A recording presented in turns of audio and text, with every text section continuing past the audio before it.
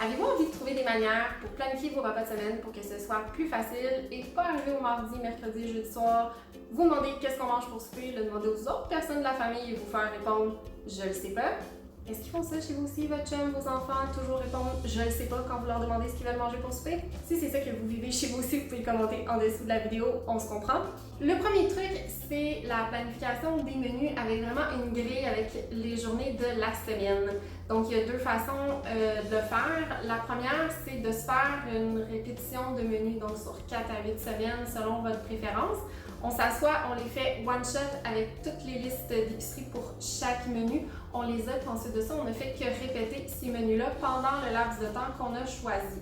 Ça se peut que vous vous dites, ben, je vais trouver ça plate de remanger le même menu dans un mois et demi, mais comme réalistement, on ne se souvient plus de ce qu'on a mangé il y a 3 jours. Croyez-nous, quand on demande à nos clients qu'est-ce qu'ils ont mangé cette semaine, ils s'en souviennent pas, il faut vraiment qu'ils l'écrivent. Donc c'est sûr que dans un mois, vous vous souvenez plus du menu 1, fait que c'est correct de les répéter comme ça, vous faites juste vous sauver du temps. Donc soit vous le faites one shot, donc en une seule fois, on planifie 4 à 8 menus, ou ce que vous pouvez faire, c'est le faire à chaque semaine. Donc pendant 4 à 8 semaines, on s'assoit comme 1 heure, on fait tout son menu, plus rapide si vous êtes plus inspiré que moi. Ensuite, ce menu-là, vous le gardez vraiment précieusement et vous les gardez pendant 4 à 8 semaines. Puis après ça, vous les avez tous, fait que vous avez juste à les répéter. Fait que soit on le fait en une seule fois, c'est fait pour longtemps, on fait pour toujours parce qu'on répète les menus, ou vous le faites à chaque semaine, comme ça c'est comme moins pénible si vous aimez vraiment pas faire ça, la planification de menus. Puis ben, après ça, vous les conservez et vous les répétez. Ce truc-là, c'est vraiment pour les personnes qui aiment la structure, qui ont besoin de structure dans leur quotidien, ce qui est un petit peu plus mon cas. Moi, c'est mon truc préféré. Le deuxième truc, c'est pour les personnes qui aiment un petit peu moins la structure, qui aiment mieux être spontanée. Donc, soit qui n'aiment pas aller à l'épicerie pour faire l'épicerie d'une semaine, ou qui aiment vraiment varier toujours ce qu'ils mangent. Donc, le deuxième truc, c'est de prendre des petites fiches aide-mémoire comme ça.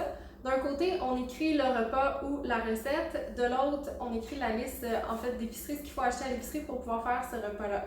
Quand arrive le moment d'aller à l'épicerie, ce qu'on fait, c'est qu'on regarde ces petites fiches-là, soit qu'on les place dans un carton, dans une enveloppe, peu importe. On en sort le nombre qu'on a besoin pour les repas et les collations, fait qu'on peut se faire comme 2 piles différentes.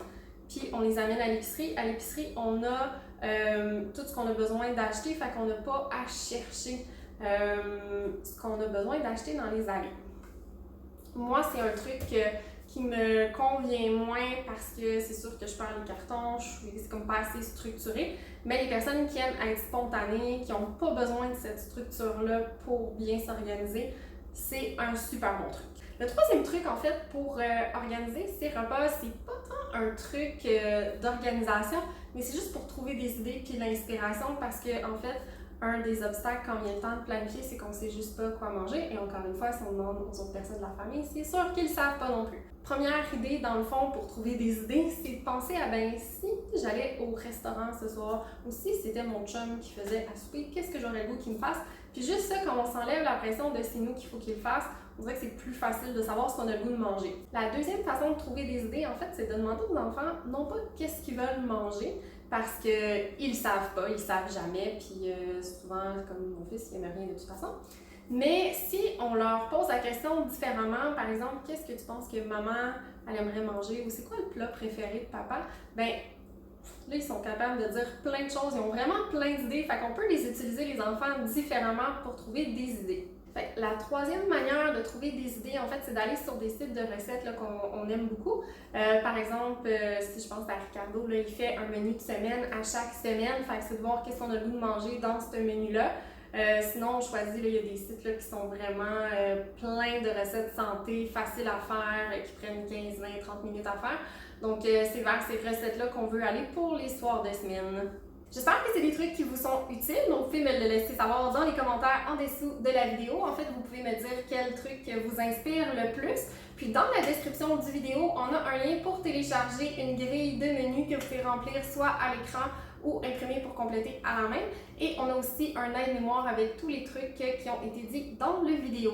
N'oubliez pas aussi de vous abonner à notre chaîne YouTube pour recevoir des notifications pour les prochaines vidéos et d'aimer notre page Facebook aussi.